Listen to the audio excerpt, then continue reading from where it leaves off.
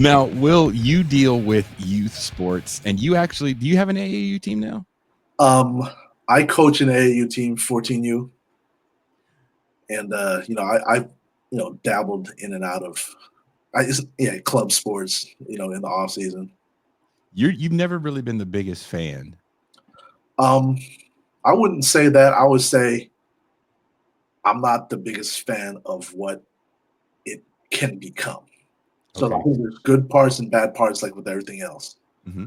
But at certain levels, like if you ever have a chance to sit down and read, there's a book called "Play Their Hearts Out" by George Dorman from Sports Illustrated. Mm-hmm. And that book, well, I guess like all types of Pulitzer prizes and all that type of stuff. But it really talks about kind of the reason why people hate AAU, and it's him following a team from like time they were in like sixth grade through high school, and the guy that coached the team is like a notorious scumbag, and he basically allowed him to follow him for 7 years with the promise that he wouldn't put out the book until the kids graduated. Because by the time they graduate, I'll be a millionaire, so it doesn't matter anyways. And it'll be cool. I can recruit players by saying, I'm having a Sports Illustrated guy follow me around. And did any of them make the pros?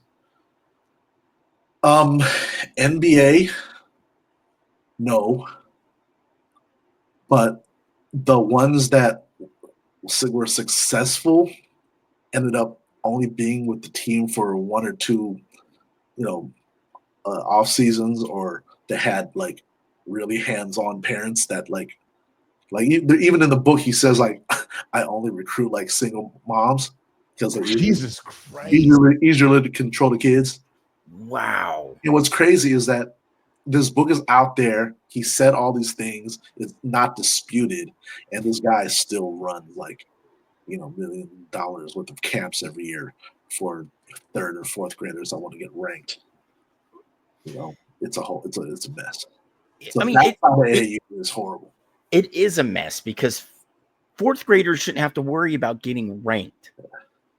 This is Jason and I talked about this before, how we have as a society and like a sports loving,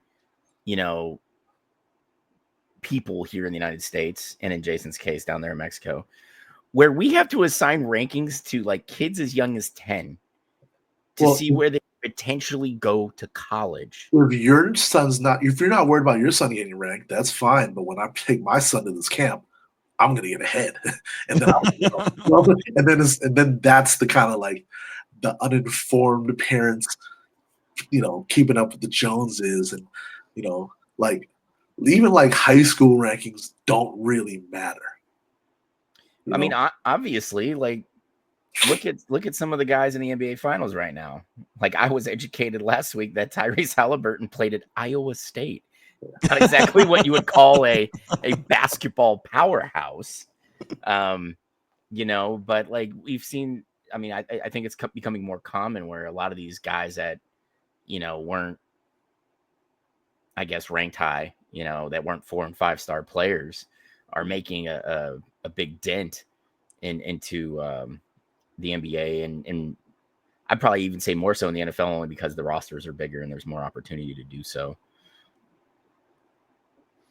Will, yes, sir. This talk about ranking kids. How does one get ranked? Do you have to put up so many points? It's not just because the kid can run through drills real well. Oh, that's why that dude only recruited single moms. That's how they got ranked. So is it a pay to play thing? Can you pay to get ranked? You don't want to say out loud for fear of. So like let's just take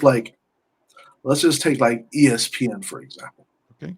They actually have a handful of scouts and writers that go to these top tournaments and actually watch as many kids as they can play. Mm-hmm. Right? I don't even know what the number is, but there's got to be hundreds of thousands of kids around the country playing on any given weekend. Those guys, if they have like a private jet and are able to go to North Carolina on a Saturday, and then fly to Texas on a Sunday, still might only be able to see about 50 players on that given weekend one time. And then who are you seeing? So if you're already looking at the guys that are already, in the top 50, top 100, or already have a reputation, it's just kind of preaching to the choir. But then are you really going to go out to Idaho and watch the tournament there and not have any elite players there and waste your weekend not seeing more players? So, they do a good job. But then also, like, rankings wise, are you talking about how good of a high school player they are, what their projected college potential is, or what their projected pro potential is? Because you might have these really, really good high school players that, you're 5'9", you're a floor general, you're a really good high school basketball player, but you're not playing Division I. That's just not going to happen. How do you rank that kid compared to a 6'7" kid that has raw athleticism, can shoot a little bit, but isn't as polished, but he's passes the eye test, and he has like the physical tools to develop into something in the right situation. And they're both friggin' 16 years old. How do you judge that? So I mean, how do you get ranked? Playing for a highly, a reputable sponsored shoe company AAU team helps, but by the time they ask you to play for that team, you've got to be known already. So it's kind of like the good players are going to get the recognition, the resources, and then you got guys like, my guy Dame, who played for his local team and kind of kept that hunger and earned their spot that way, because Dame was never ranked. He was like what a 1.5 star, two star. Really? Yeah. You look at guys like Jeremy Lin, Kawhi Leonard, Tyrese Halliburton played at a pretty high level in college, but he was never one of those top. I don't think he was a top 50 player. He might have been a top 100 player, but then you have a lot of guys that were like highly ranked. Your Josh Jacksons, who I don't think he made it past his rookie contract. I mean, and it's like I was just watching a video, and a guy was they asked the guy, he was a shooting coach, to kind of critique Jonathan Kuminga's game. And the guy said, he's good, but I think because he's always been the best player on the team, it's always been like, we're going to run these plays for you. Where do you want the ball? And you're going to lead the team. And all of a sudden it's like, well, we have Steph Curry and Jimmy Butler. Mm-hmm. Are you able to mentally and physically adapt your game to fit into this system? And some of those highly ranked guys that have been catered to their whole lives in the basketball world, they're not capable of that, or they're not. Is that the problem that we're seeing with that model of the 3 stars on one team, that maybe these guys can't mesh because they have been the golden children for the majority of their playing days? I think the whole big 3 thing is like a media fabricated, like Twitter fabricated thing. Ooh, preach on it. Of course you want 3 good players, but you have to have 3 good players that play well together in a system where all 9, 10, 12 guys play well together. Yeah. If you look at every team that's ever won in the NBA finals, it's never been a guy that's led the league in assists, except for I think Magic Johnson 1 year, right? And it's never a guy that plays ISO ball. So you look at what the triangle offense won, 11 championships? With 6 with the Bulls, 5 with the Lakers. They shared the ball. Derek Fisher hit big shots. Yes. Rick Fox hit big shots. Kobe was Kobe, Shaq is Shaq, but the ball moved. It wasn't Kobe playing ISO ball.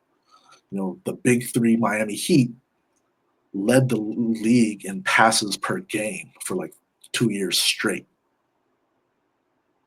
Whereas if they played ISO ball around LeBron or Dwayne Wade, they probably don't win. And then the Spurs copied that pattern and broke their record for numbers of passes per game the following year and beat them. The Warriors, everyone scores. The ball passes. Everyone gets to touch the ball. So like these heliocentric systems, you can't win at any level of basketball unless it's a one-game thing. Like in the NCAA tournament, one guy could catch fire and just do something crazy and carry a team to one win. But you can't do that 6 games straight. That's a good point.